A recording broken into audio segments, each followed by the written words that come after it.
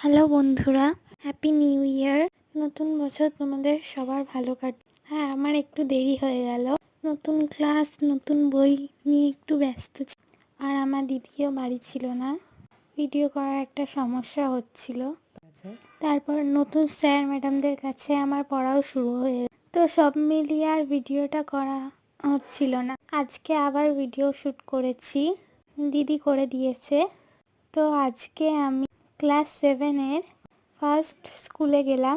তো স্কুল যাওয়ার আগে গাড়ির জন্য ওয়েট করছিলাম, তখনই সাইকেল নিয়ে এই ভিডিওটা শ্যুট করেছি। সাইকেল নিয়ে এখনই স্কুল যেতে পারবো না, যেহেতু আমি নতুন শিখছি, এখনো ব্যালেন্স আসা বাকি আছে। তো সেই জন্য ভিডিও করব ভাবলো, সাইকেল নিয়েই করলাম।